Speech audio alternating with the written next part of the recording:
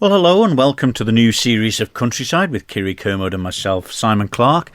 And a couple of months off, Kiri, and no end to the work, though, on the farm. No, everybody's busy at the minute, getting ready for winter. Some of the cattle are coming in and being housed. And everyone had a fairly good harvest, so lots of straw and barley around for cattle in particular. And obviously a bit sporadic with the weather, a bit wet and a bit dry. But I think people are okay going into it so far. Yes, there's lots of muddy entrances to the fields at the moment, isn't there? So apologies to people on the roads, but it just can't be helped, can you? It's where the tractors go in to feed them, and that's where a lot of them gather. So it's just been such a wet spell, hasn't it? There hasn't been many dry days. It really has. There's lots of localised flooding, so it's just got to be careful out there in the countryside. It's just different from one year to the next. Drought one year, a bit wet this year. Yeah, and of course, not great weather for bees flying, but it shouldn't be really out at this time of year. You went along to speak to some of the people at a big convention for the Isle of Man Society. That's right, St John's there at the 70th Annual Beekeepers Convention and Exhibition. A lovely display of the wares, all things to do with honey and the bees. Lovely photographs too, Simon, of great captures of bumblebees and wasps and all sorts of animals landing on the flowers there in our gardens, and the different plants that help, what we can simply grow in our gardens to help the bee population as well. Sycamore is just one of the best, and we tend to see that as a bit of a weed, don't we? Yeah, that's the trouble, isn't it? But also I helped to celebrate Halloween. I was at the Derby Transport Museum. Some beautiful old buses and transport means there, and it was a great setting for an old tradition, Hop-Tu-Naa, here in the Isle of Man, where a lot of people volunteered together to help make it memorable for the kids and for the adults as well, with the trips on the old buses. So you can hear all of that here in this week's Countryside.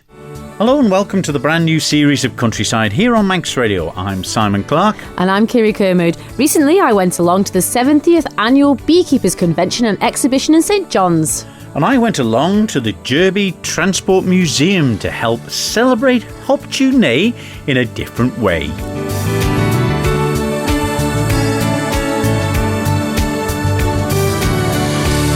Well, Kiri, it's nice to be back on Countryside, isn't it? It certainly is. Now, you've been doing lots of trips away to some sales and things, as well as keep an eye, of course, on your own farm and how the livestock is going through the meat plant and everything locally as well. And things still fairly stable? Yes, fairly stable. With Brexit delayed has given a little bit more confidence in the farming industry, so sales did actually pick up as soon as that was announced. Coming into the winter months, it's always tricky. It's been quite wet recently and stock have been quite hungry, but generally they're looking in good fettle and ready for the winter. It's nice to get across the UK to see how we're faring up, and as far as the meat plant goes, it's in a good place competing with the UK markets, so things are progressing nicely with Isle of Man meats as well. Yeah, and it's a tricky thing. People think, because the clocks have moved now and it's darker in the evenings and, a bit lighter in the mornings. And it's amazing how it affects animals. The roosters and all, they don't understand crowing at all sorts of strange hours. The cows are expecting to get in, This is it. It doesn't change in their world, does it? And probably didn't change for many farmers that morning either. But it's nice to get up, get started and get on with the day, and then have a few more hours in the evening with your family, because in the summer months you're never in, are you, before 10 o'clock? So it is quite nice to have a bit more family time in the evenings. It is. Of course, Hop-Tu-Naa is done and dusted for another year, and celebrations all around the Isle of Man. And one such different one happened at the Derby Transport Museum. And I went along to speak to some of the people from the museum, some of the kids that were there. Chloe Woolley from Cultivannon, and firstly Joe Collister, who is part of the education process of the Manx, and different hat on her this week at the Derby Transport Museum. Yes, that's right. I help out up at Derby Transport Museum, and last year for the first time on Hop-Tu-Naa, 31st of October, we did a Hop-Tu-Naa, hop on the Hop-Tu-Naa bus at Derby. So it started off last year with some funding from Year of Our Island, and then this year we're lucky enough to have carried it on with funding from Cultivannon. So all sorts of activities, promoting Hop-Tu-Naa and community stuff, I suppose, really. face painting, we've got refreshments, we've got some magic. Going around on the vintage bus, hop on the Hop-Tu-Naa bus, the old vintage bus with the open back door is great as well. And then we've got Manx music and dancing, the Hop-Tu-Naa dance with Chloe. Brings back certain memories for me because of the old bus where you hop on the back of it. That's how I started off my journeys to school. So I suppose a lot of these kids will be wondering what the heck's going on with these sort of old machinery. Yeah, you forget how different they all are. So of course you get on the bus now and the bus drops down. Don't know how it works. Hydraulics, is it? No idea.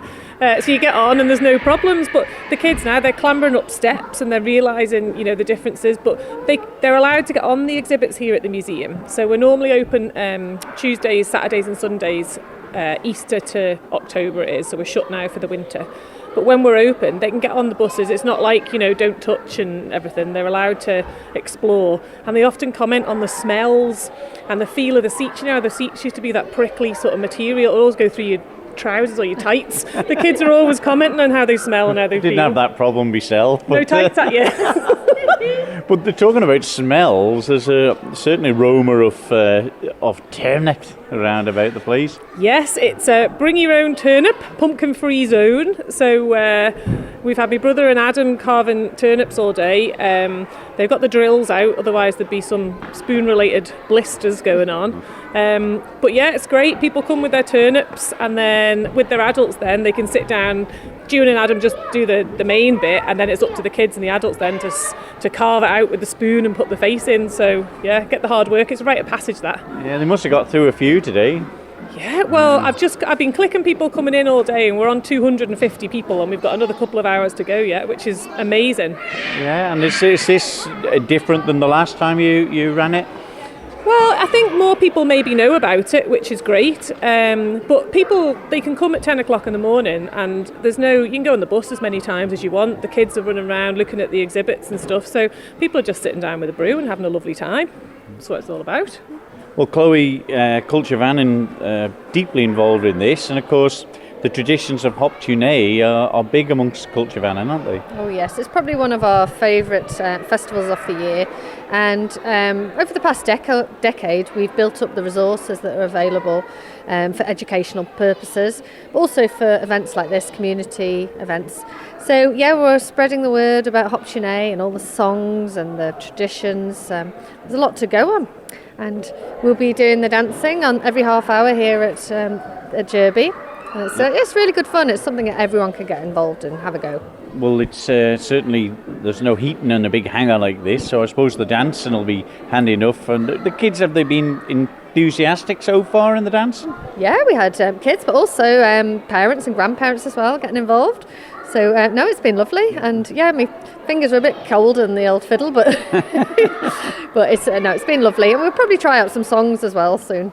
Yeah, and what are the? Have you got any of them to sing any of the traditional Hop-Tu-Naa songs? Because that's always a mighty topic amongst people of the island, isn't it? Oh, the different versions. Yes, well, we haven't heard the Derby one yet, so we'll have to ask one of the locals which one that is. But yeah, I mean, it's amazing how many different songs we have, and new ones are being discovered all the time.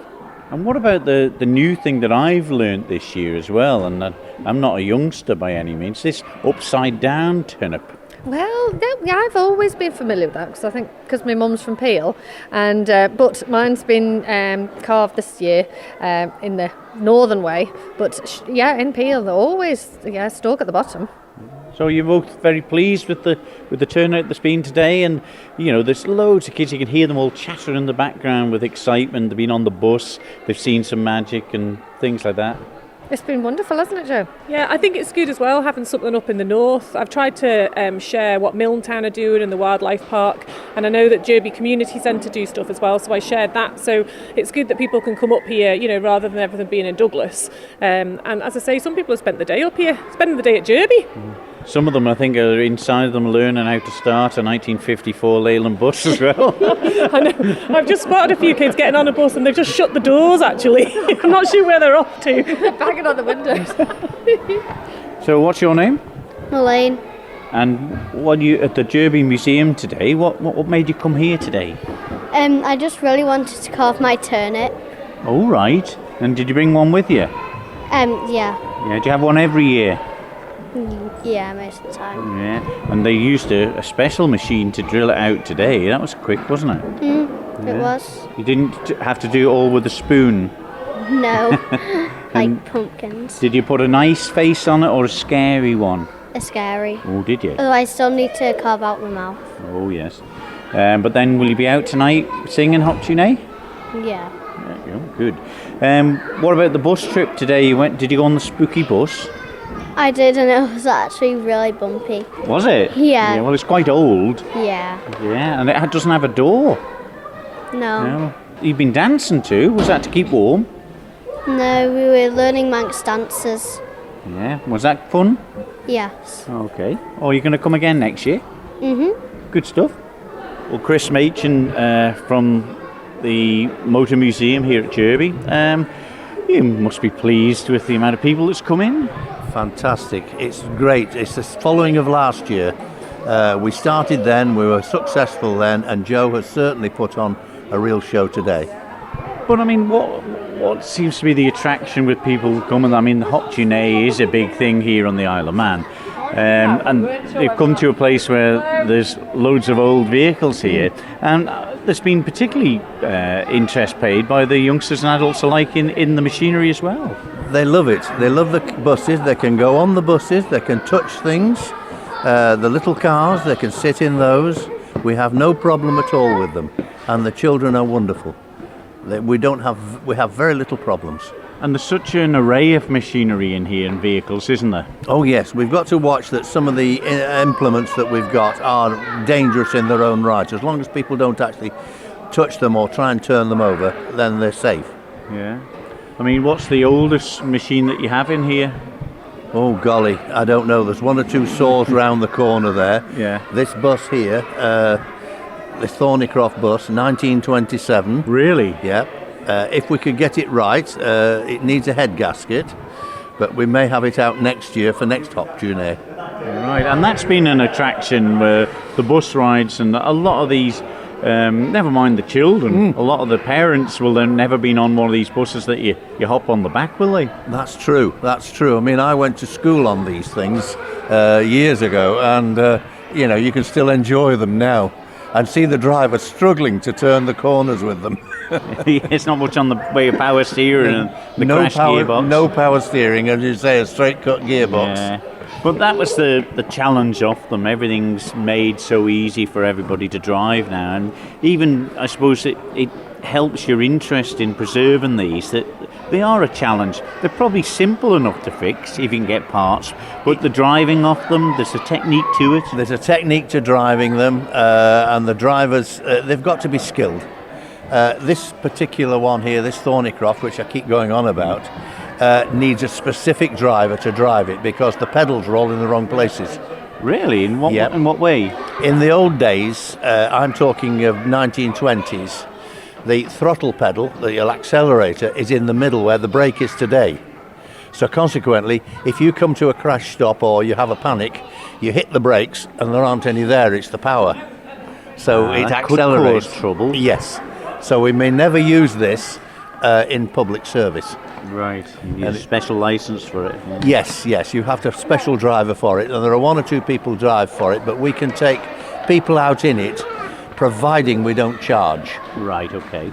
Now, this is a sort of one-off that you've let them all in here, because are you officially closed now for the winter and you'll be doing bits and pieces to some of the other vehicles that's in here? Well, that's right, and we have the heritage fleet coming in over the winter because we can't leave them out at Bank Circus.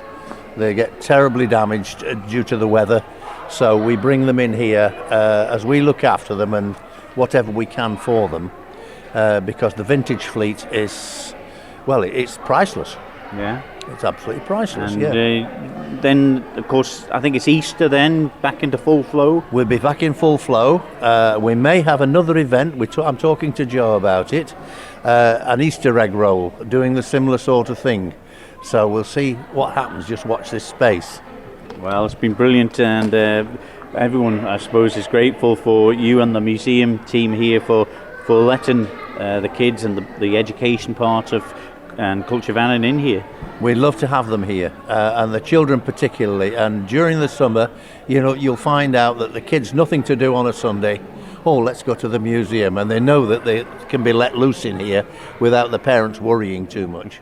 Well, some of the kids, also Chris Machin as well from the Derby Transport Museum, Chloe Woolley and Joe Collister. And a wonderful event with the old bus going around. Some of them couldn't understand climbing on the back of it without a door. That's how I used to go to school. The old bus like that. Now you're showing your age, Simon. But no, what a great experience to go back in time and to have people like Joe Collister. There's very, very Manx and keeping those old traditions alive, but giving an opportunity to the modern day children all in the same way. What a great setting for it. There was, and lots of people there helping on the day, doing teas and coffees and carving the turnips out for them with the things and helping them along with it. It really was a fantastic day out.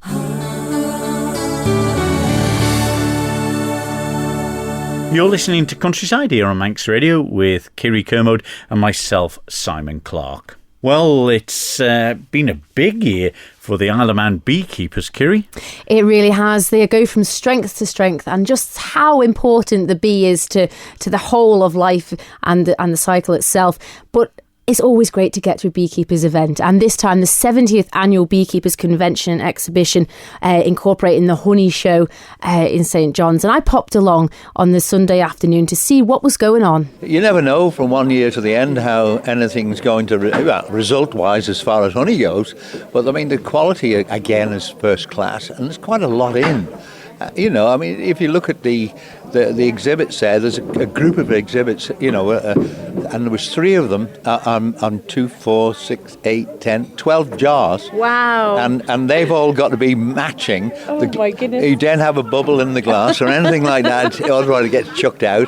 So we've got those guys, and there's 3 of those, three groups of those, and all the other honeys in different colours and flavours and what have you, and then all the produce as well, made by the members, and also these flower decorations, which are artwork. I mean, there must be WI women in here. It really is. Like you said, you've done a great description of the whole of the hall. But how do the colours of the honey alter? Some are very pale, some are quite dark, and then there's obviously the crystallised stuff. What makes the difference between them all? Well, the difference in colours is the source of the actual nectar, the plant.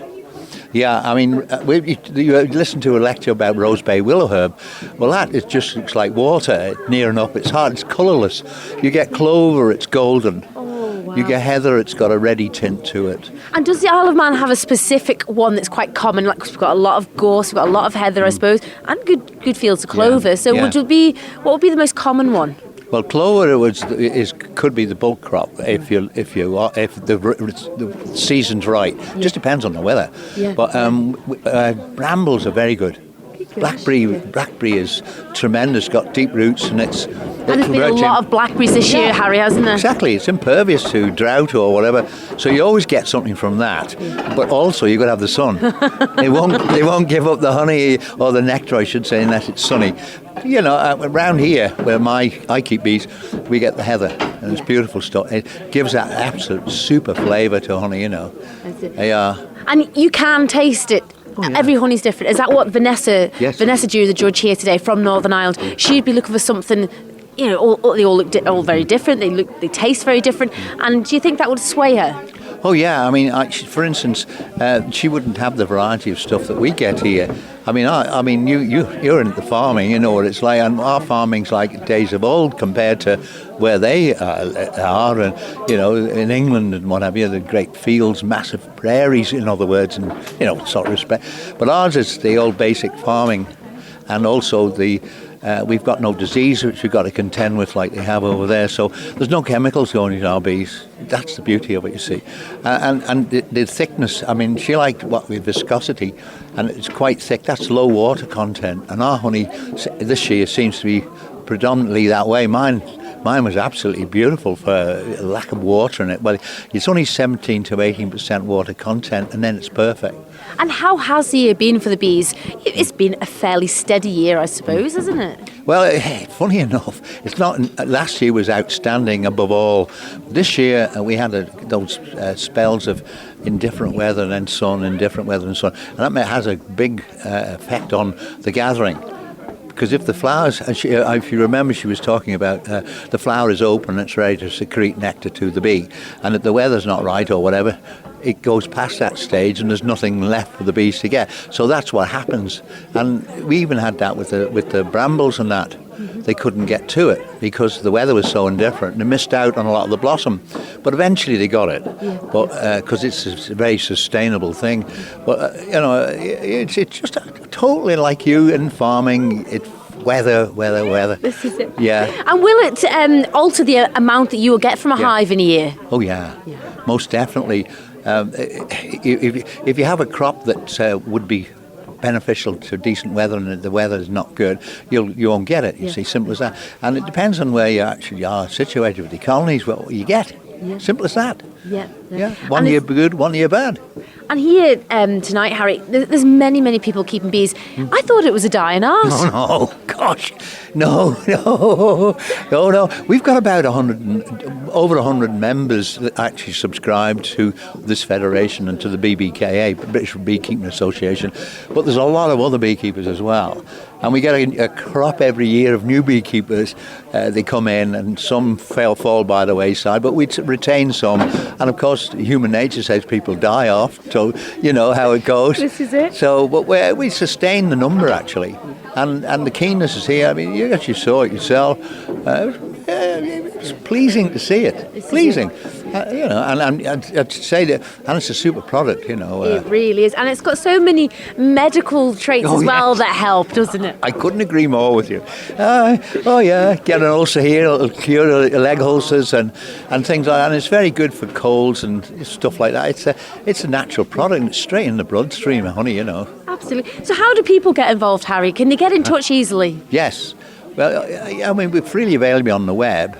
And also, myself, I go around quite a lot talking and so forth. So they ask me a question, I answer it and say, right, get in touch with so and so, which happens. We've got 3 associations, so given the email address or telephone number, and they'll act on it. But it's a hobby. I've been keeping them 51 years. I always wanted to keep them. Simple as that. And I learned from the late Herbie Quirk how to do it. And I learned that, and you never stop learning. By the way, nobody knows everything about a bee. I can tell you that. But you too, Harry. You've taught me so many things over time, and my younger brother as well. And people are so interested, and to pass that knowledge on is so important. We do well, yeah. I mean, and we had Louise Whiteleg today opening our show, and she related to the fact that we've now broadened our outlook. We've got the 3 Legs project in Burundi. And it's working, and I'm so pleased about that.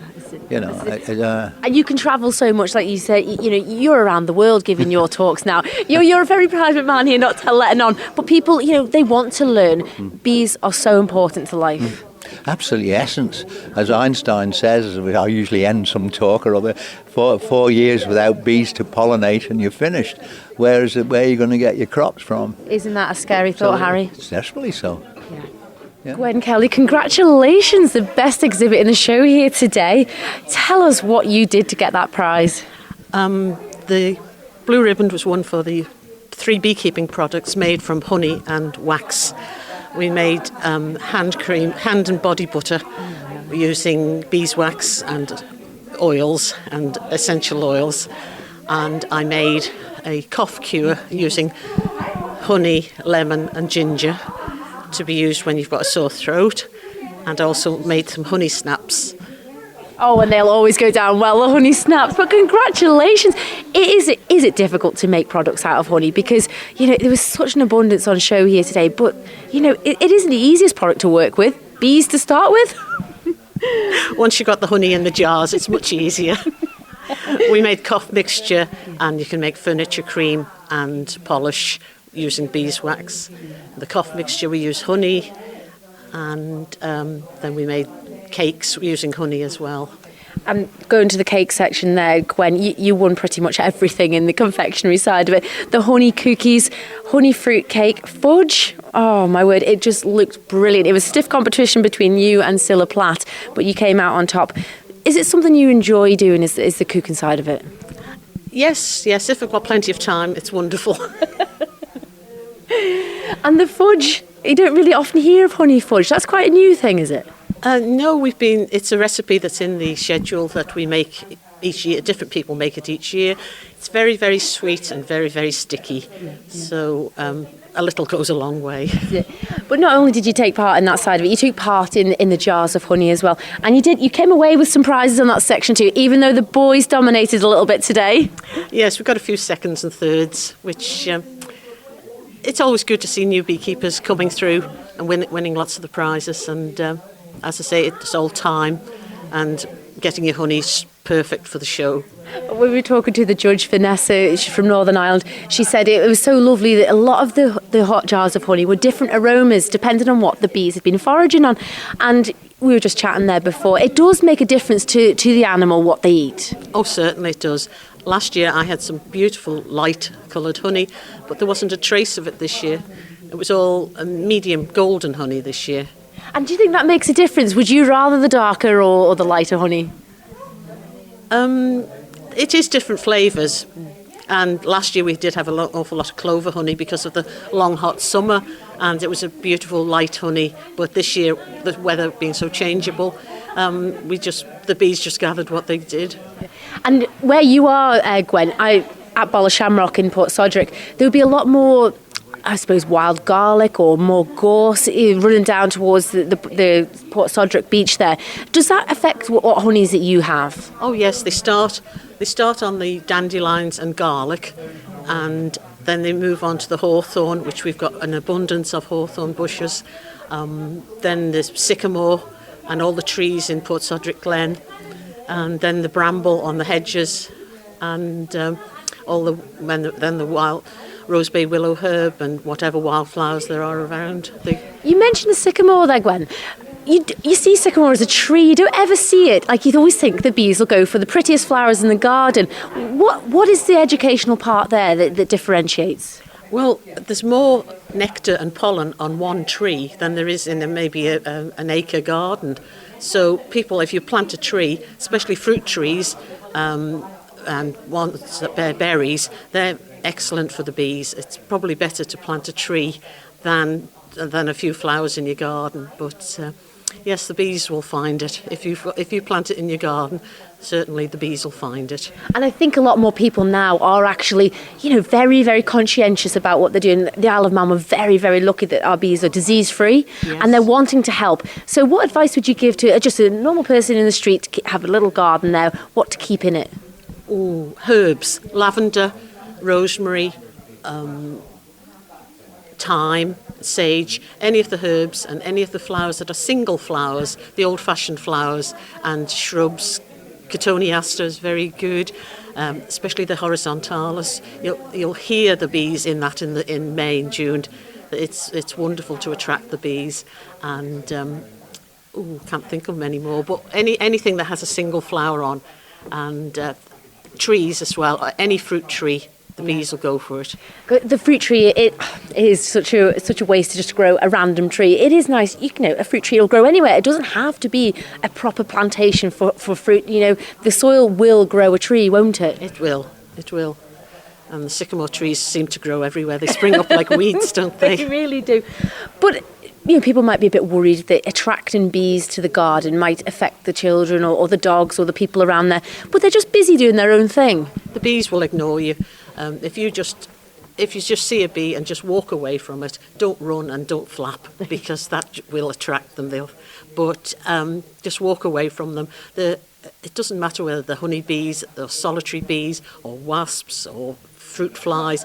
Your garden will be alive with them, especially if you grow lots of flowers and you don't spray. Yeah. How important is it to keep an eye on, like the slug pellets and different things that are put around the gardens for the wildlife? Does it have a detrimental effect? Certainly does. If you put slug pellets down, it might kill the slug, but then a bird might come along and eat it as well. So the best thing to do is just put a pint of beer out and let the slugs crawl into that, and they'll die happy. Yeah. Well, congratulations to hear it. Congratulations, Gwen, for today's results. But it is so lovely to see the younger members getting involved. Yes, we've got quite a few new beekeepers coming along. Scylla runs the classes each springtime, and we have lots of new beekeepers coming through, and some have, as you can see today, they've won prizes. James is about 15. He's got his own hive, and he's got his own honey, and his mum is a new beekeeper as well. So there's hopefully for the future, it's boding well. Vanessa, welcome back to the Isle of Man. I believe this isn't your first visit. Many moons ago you were here. Yes, this is my third visit to the Isle of Man, so it's lovely to see it. Yeah. And it's nice that I haven't changed very much over the years either. Well, that's quite a thing, because a lot of the landscapes, you're from Northern Ireland and across England, are now, very different. Quite intensive farming. Everything's a little bit more sterile. And here we say we're of the yesteryear, maybe. Yes, it is. It's lovely. It still feels as if it's untouched, which is great. Lovely. And that would be great for why you're here, for the beekeeping. Yes, it is. It's really great to see so many hedges and trees still intact.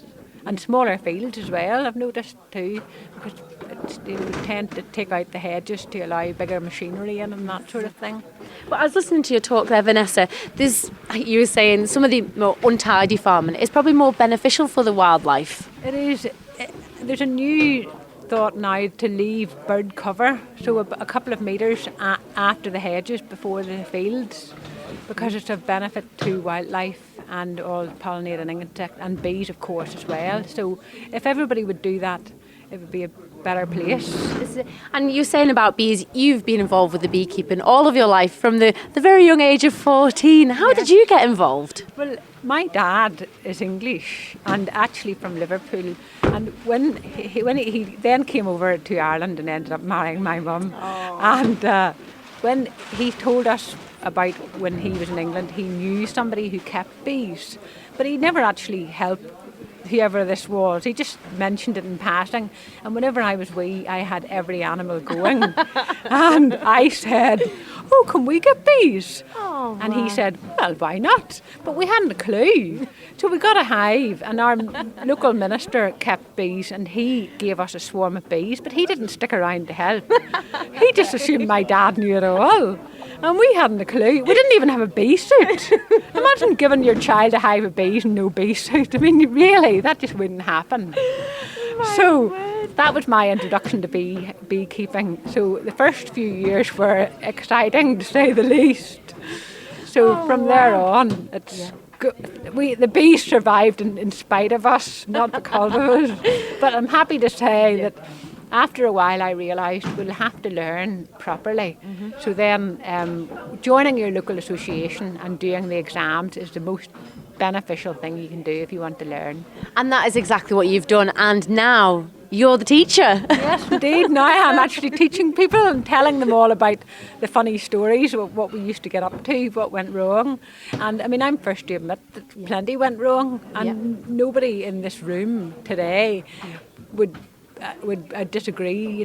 Everybody has disasters with beekeeping and gardening and all livestock, but that's how you learn, as long as you learn from what went wrong and how you can put it right for the next time. Well, this is it. And alongside your bees, Vanessa, you were saying at home, you're a very, very busy lady. You have livestock, you have a small holding, you make your own produce, you sell your own produce, a B&B, and milk and goats. How do you fit it all in? I get up at 5 o'clock and I make lots of lists. My life's one big long list, never ending. Time management's very important.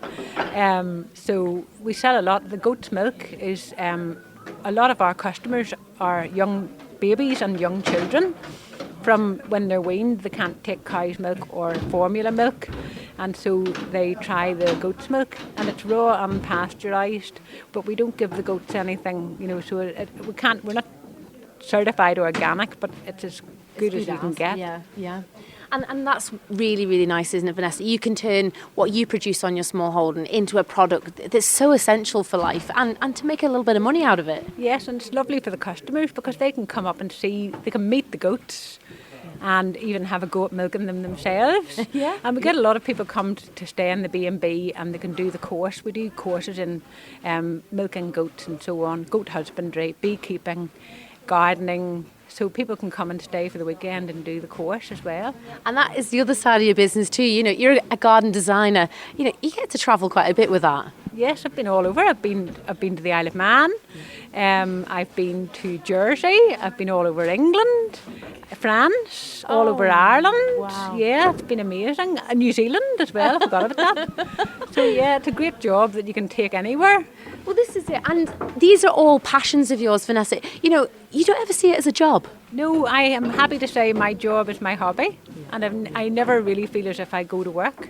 And in fact, I never actually say I'm off to work now, because I just feel as if it's none of it actually feels like, if you went to a boring job in an office, it would be 9 to 5 and you're just looking at the same four walls all the time. I never go to the same place twice. No. So, and the weather's always changing, so even though I'm up at 5 and I'm out milking the goats, but you see the sunrise, and that's spectacular, and that, honestly, the novelty never wears off that. It really, really doesn't. But what little piece of advice would you give someone with a bit of ground? You know, maybe they've got like a little back garden or something like that. How can they help? Like today is all about bees. How can they help with that area? Well, if you just do less, so try and don't be so tidy. Leave the hedges, and when the leaves fall in the autumn on the lawn, just leave them alone, and eventually they'll blow into the hedges and disappear.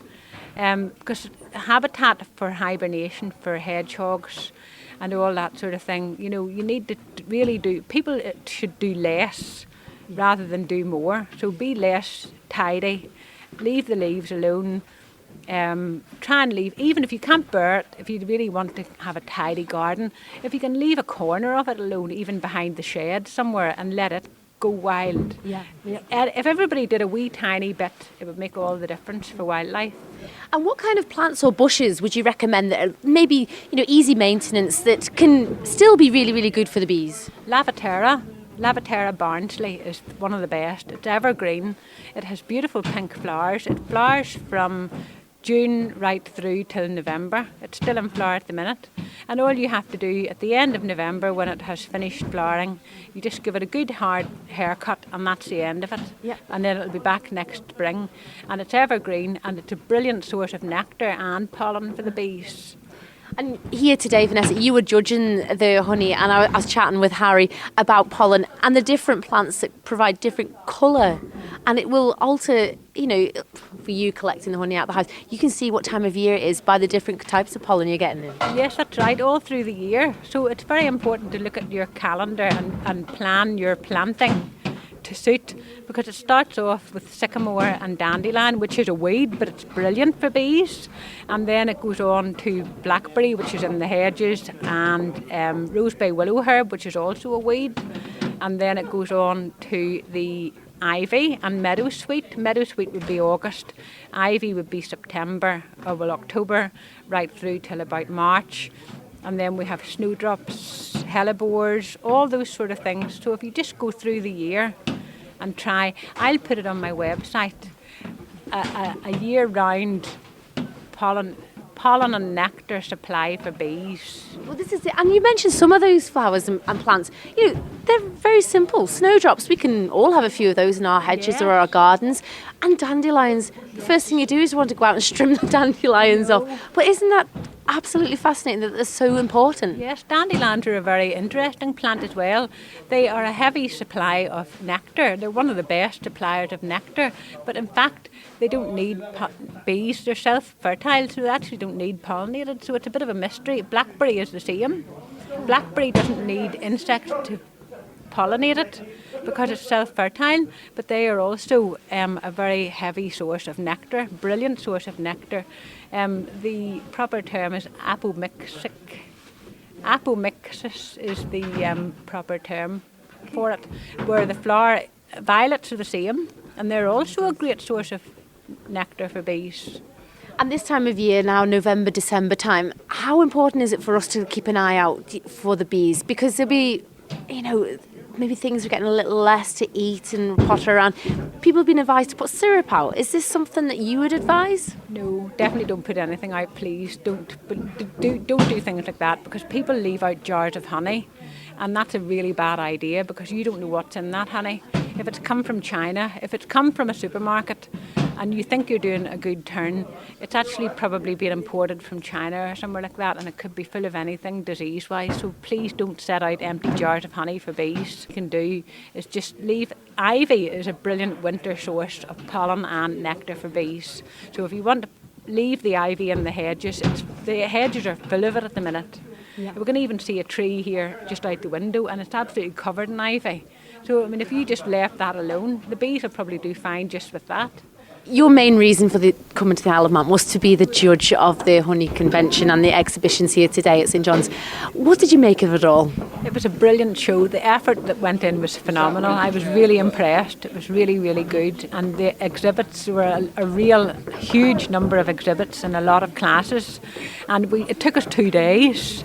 I didn't think it would. I actually thought, you could normally judge most of our honey shows in easily the morning, and I was thinking, not take 2 days, but actually we were at it here from 7 o'clock last night until 10 o'clock, and then this morning we had to start at 8 o'clock, and we were still at it about 1:45. So what were you looking for in particular? There was so many jars of honey around the hall. I know they're in different classes, but what were you looking for in particular?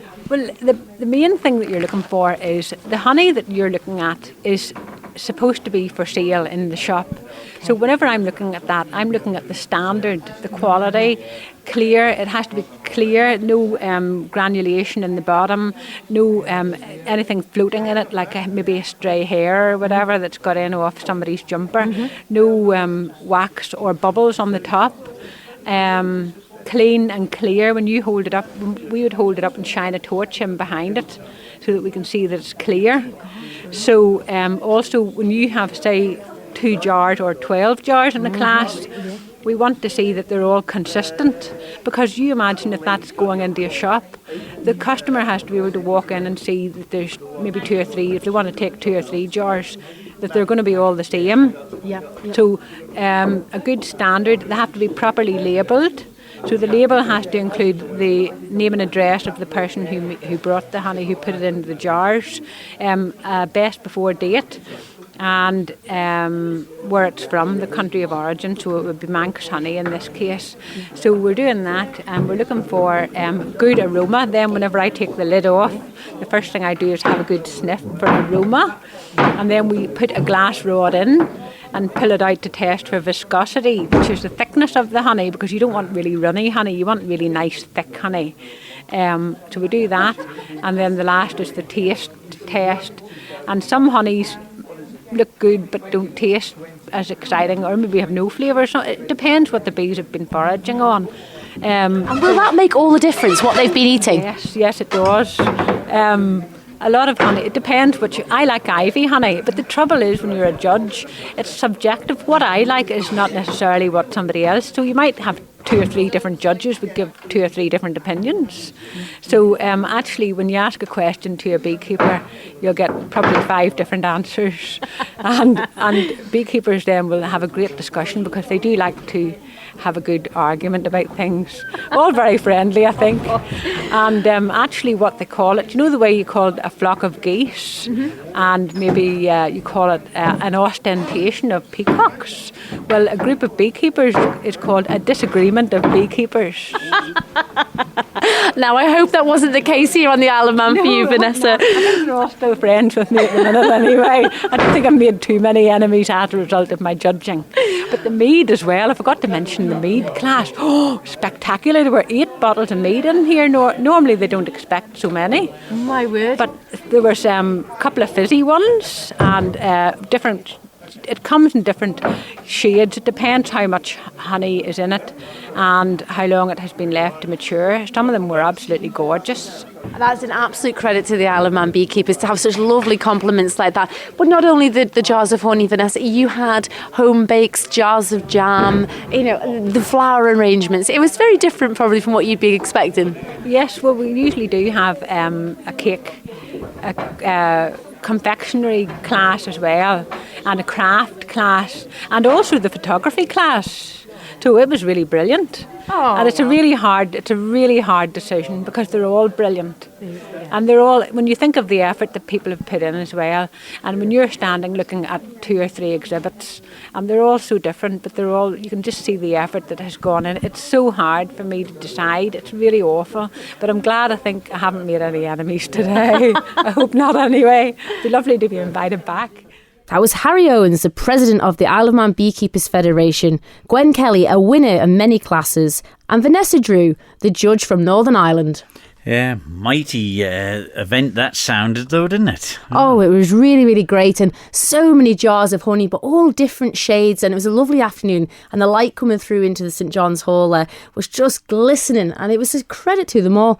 But something for everybody, young and old, and it's something that if you're short of something to do in October, definitely try and get along to that. A great show. Yeah, and the honey is just being part more and more as years go by of people's diets, aren't they, with the natural sugars that's in it. Well, that's right. Harry and Vanessa both championing the great product, and for healing, for medicines, just its natural properties that do us really, really well. And to hear Vanessa there saying that leave the gardens in an untidy state, don't be disappointed with it, but you're leaving a home for all of the wildlife. So as bonfire night is well with us, we've got to be careful for the hedgehogs in the bonfires and the leaves. Indeed.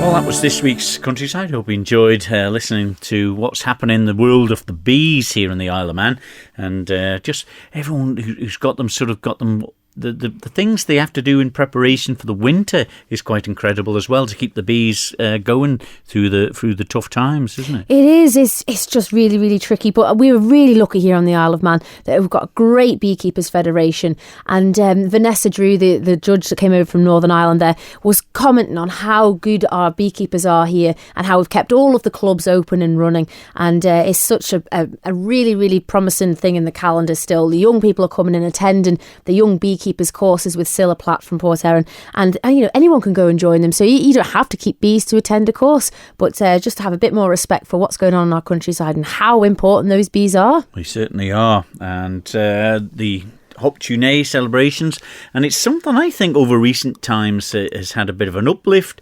There were so many kids and adults alike that were dressed up in the spirit of Halloween at the JB Motor Museum. It is great, isn't it? I suppose in America it's huge, trick-or-treat and Halloween, but I love how we still kept our traditional Hop-Tu-Naa with the old turnip and Ginny the Witch and the traditional songs, and the children here are stepping back in time and embracing that rather than what they see on TV is the norm, I suppose. Yeah, there you go. Well, you could have got all the makeup off from your witch outfit for tonight's programme. But we'll leave it there. We're back next week with more from the countryside. So for me, Simon Clark. I'm me, Kiri Kermit. We'll see you then. Bye-bye. Bye-bye, you old moot.